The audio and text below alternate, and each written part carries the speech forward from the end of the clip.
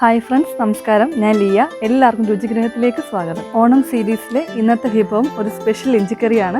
ഒട്ടും സമയം കളയേണ്ട റെസിപ്പിയിലേക്ക് പോവാം.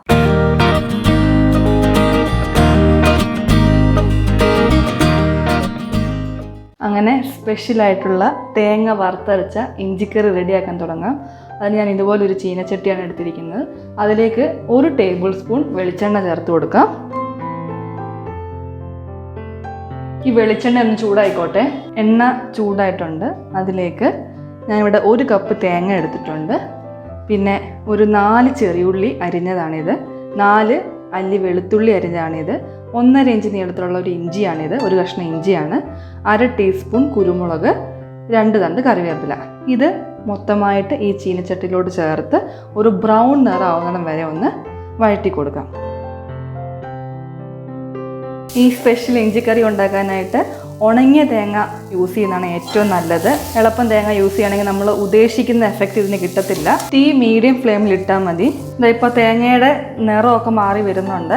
ഈ സമയത്ത് തീ ലോ ഫ്ലെയിമിലോട്ട് മാറ്റണം. ഇനി ഒരു 2 മിനിറ്റും കൂടെ ഒന്ന് ഇളക്കി കൊടുക്കണം. ഇപ്പോൾ തേങ്ങ നല്ലപോലെ മൂത്തിട്ടുണ്ട്, ബ്രൗൺ നിറമായിട്ടുണ്ട്.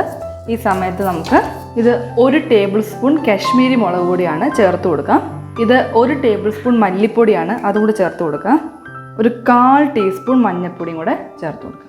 ഒരു 2 മിനിറ്റ് ഒന്ന് ഇളക്കി കൊടുക്കാം. ഇതിപ്പോൾ പാകത്തിനായിട്ടുണ്ട്. നമുക്ക് തീ ഓഫ് ചെയ്യാം. തീ ഓഫ് ചെയ്തിട്ട് ഇതൊരു നെല്ലിക്ക വലുപ്പത്തിലുള്ള വാളംപുളിയാണ്, ഇതും കൂടെ ചേർത്ത് കൊടുത്ത് തീ ഓഫ് ചെയ്തിട്ട് ഒരു 2 മിനിറ്റ് കൂടെ ഒന്ന് ഇളക്കി കൊടുക്കാം. ഇതിപ്പോൾ പരുവത്തിനായിട്ടുണ്ട്. നമുക്ക് മാറ്റി വെക്കാം. ഈ സമയത്ത് നല്ലപോലെ തണുക്കണം. തണുത്തതിന് ശേഷം നമുക്ക് മിക്സിയുടെ ജാറിലിട്ട് നല്ലപോലെ ഫൈൻ പേസ്റ്റായിട്ട് അരച്ചെടുക്കേണ്ടതായിട്ടുണ്ട്. ഇതിപ്പോൾ നമുക്ക് മാറ്റി വെക്കാം. ഞാൻ ആ തേങ്ങ വറുത്തത് മാറ്റി വെച്ചിട്ടുണ്ട്.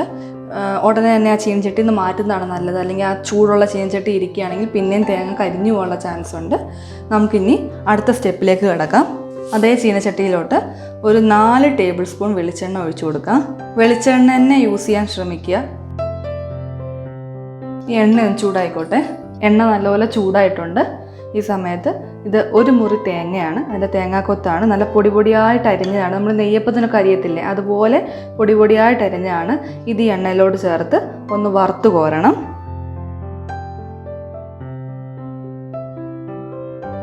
ഇത് ബ്രൗൺ നിറമാവുന്ന വരെ ഒന്ന് ഇളക്കി കൊടുക്കാം. നമ്മുടെ തേങ്ങാക്കൊത്ത് നല്ലപോലെ പരുവത്തിന് വറുത്ത് വന്നിട്ടുണ്ട്. നമുക്കിതൊന്ന് കോരി മാറ്റാം. ഇനി അതേ എണ്ണയിലോട്ട് ഇത് 150 ഗ്രാം ഇഞ്ചി നല്ല പൊടി പൊടിയായിട്ട് അരിഞ്ഞതാണ്, ഇതും കൂടി നമുക്ക് ചേർത്ത് ഒന്ന് വറുത്ത് കോരാം. തീ മീഡിയം ഫ്ലെയിമിൽ ഇട്ടാൽ മതി. ഇഞ്ചി നല്ലപോലെ മൂത്തിട്ടുണ്ട്. ഗോൾഡൻ ബ്രൗൺ നിറമായി മൂത്തിട്ടുണ്ട്. നമുക്കിനി ഇതും ആ സെയിം സ്ട്രെയിനറിലോട്ട് മാറ്റി വെക്കാം. ആ തേങ്ങ വറുത്ത് കോരിയില്ല, അതിനകത്തോട്ട് തന്നെ വറുത്ത് കോരി വെക്കാം. നമ്മൾ നേരത്തെ വറുത്ത് വെച്ച തേങ്ങയുടെ ചൂടൊക്കെ പോയിട്ടുണ്ട്. നമുക്കിതൊരു മിക്സിയുടെ ജാറിലോട്ട് മാറ്റാം. ഇതാദ്യം ഒട്ടും വെള്ളം ചേർക്കാതെ ഒന്ന് കറക്കിയെടുക്കണം, ഒന്ന് പൊടിക്കണം. എന്നിട്ട് മാത്രമേ വെള്ളം ചേർക്കാവൂ. ഞാൻ എത്ര വെള്ളം ചേർത്തു എന്നുള്ള അവസാനം പറഞ്ഞുതരാം. ഇതൊന്ന് ഫൈൻ പേസ്റ്റായിട്ട് അരച്ചെടുത്തുകൊണ്ട് വരാം. നല്ല ഫൈൻ പേസ്റ്റായിട്ട് അരച്ചെടുത്തുകൊണ്ട് വന്നിട്ടുണ്ട്. കറക്റ്റ് 3/4 കപ്പ് വെള്ളം എടുത്തിട്ടാണ് ഇത് ഞാൻ അരച്ചെടുത്തത്. ഇനി നമ്മൾ ഈ മസാല, ഈ അരച്ച പേസ്റ്റ് നമ്മൾ ഇതിനകത്തോട്ട് ചേർത്ത് കൊടുക്കുമ്പോൾ ഈ ബാക്കിയുള്ള ഒരു 1/4 കപ്പ് വെള്ളം കൂടി ചേർത്ത് ഈ മിക്സിയുടെ ജാർ ഒന്ന് കഴുകി ഒഴിക്കേണ്ടതാണ്. ഇത് നമുക്കിപ്പോൾ മാറ്റി വെക്കാം. നമ്മൾ ഇഞ്ചിയെല്ലാം വറുത്ത് ഊരി വെച്ചിട്ടുണ്ട്. ഇനി അതേ എണ്ണയിലേക്ക് തന്നെ ഇത് 100 ഗ്രാം ചെറിയുള്ളിയാണ്, ഇത് ചേർത്ത് കൊടുക്കാം. 2 പച്ചമുളക് വട്ടത്തിൽ അരിഞ്ഞാണ്, ഇതും ചേർത്ത് കൊടുക്കാം. നല്ലപോലെ ഒന്ന് മൂപ്പിച്ചെടുക്കാം. പച്ചമുളകൊക്കെ നല്ലപോലെ മൂത്ത് ഉള്ളിയൊക്കെ നല്ല ബ്രൗൺ നിറമായിട്ട് വന്നിട്ടുണ്ട്. ഈ സമയത്ത് നമ്മൾ നേരത്തെ വറുത്ത് കോരി വെച്ചിരിക്കുന്ന ഇഞ്ചിയും തേങ്ങാക്കൊത്തും കൂടെ ചേർത്ത് കൊടുക്കാം. ഇതൊക്കെ ചെയ്യുമ്പോൾ പ്രത്യേകം ശ്രദ്ധിക്കണം, കണ്ടിന്യൂസ് ആയിട്ട് ഇളക്കിക്കൊണ്ടിരിക്കണം, അല്ലെങ്കിൽ നമ്മൾ ഉദ്ദേശിക്കുന്ന പരുവം കിട്ടത്തില്ല. ഇതൊരു സ്പെഷ്യൽ ഇഞ്ചിക്കറി ആയതുകൊണ്ട് അല്പം ടൈം കൺസ്യൂമിങ് ആണ്. ഇനി നമുക്ക് ഇതിനകത്തോട്ട് നമ്മൾ നേരത്തെ അരച്ച് വെച്ചിരിക്കുന്ന ആ പേസ്റ്റ് ചേർത്ത് കൊടുക്കാം. ആ മിക്സിയിലോട്ട് ഒരു 1.25 കപ്പ് വെള്ളം ഞാൻ ഒഴിച്ച് ബാക്കിയുള്ള മസാലയെല്ലാം നല്ലപോലെ വടിച്ചെടുത്തിട്ടുണ്ട്. ഇത് ഒഴിച്ചു കൊടുക്കാം. നല്ലപോലെ ഇളക്കി യോജിപ്പിക്കാം. നല്ലപോലെ മിക്സ് ചെയ്തിട്ടുണ്ട്. ഇനി നമുക്ക് ഇതിനകത്തോട്ട് ഇതിനാവശ്യമായ ഉപ്പ് ചേർത്ത് കൊടുക്കാം. നല്ലപോലെ ഇളക്കി കൊടുക്കാം. ഇനി നമുക്ക് തീ ഹൈ ഫ്ലെയിമിലോട്ട് മാറ്റാം. ഇതൊന്ന് തിളയ്ക്കട്ടെ, നല്ലപോലെ തിളയ്ക്കട്ടെ.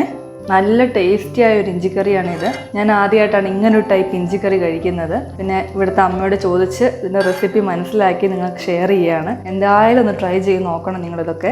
നല്ലപോലെ തിളച്ചിട്ടുണ്ട്. ഈ സമയത്ത് തീ ലോ ഫ്ലെയിമിലോട്ട് മാറ്റി നമുക്കൊന്ന് മൂടി വെക്കാം. ഒന്ന് തുറന്ന് നോക്കാം. കണ്ടോ, നല്ലപോലെ വെളിച്ചെണ്ണ തെളിഞ്ഞ് വന്നിട്ടുണ്ട്. കറക്റ്റ് 10 മിനിറ്റ് സമയം ഞാൻ അടച്ചു വെച്ചു. ഇടയ്ക്കൊന്ന് ഇളക്കി കൊടുക്കണം. നല്ല ടേസ്റ്റിയായ ഇഞ്ചിക്കറി ഇവിടെ റെഡി ആയിരിക്കുകയാണ്. തേങ്ങ വറുത്തരച്ച ഇഞ്ചിക്കറി ഇവിടെ റെഡി ആയിരിക്കുകയാണ്. ഇപ്രാവശ്യം ഓണത്തിന് എല്ലാവരും ഈ വെറൈറ്റി ഇഞ്ചിക്കറി ഒന്ന് ട്രൈ ചെയ്ത് നോക്കണം. ട്രൈ ചെയ്ത് നോക്കി നിങ്ങളുടെ വിലയേറെ ഫീഡ്ബാക്ക് അറിയിക്കണം. ഞങ്ങളുടെ ചാനൽ ഇതുവരെ സബ്സ്ക്രൈബ് ചെയ്തിട്ടില്ലെങ്കിൽ സബ്സ്ക്രൈബ് ചെയ്യണം. കൂടെ ബെല്ലൈക്കൺ കൂടി ഒന്ന് ക്ലിക്ക് ചെയ്യണേ. അപ്പോൾ ശരി കേട്ടോ, ബൈ.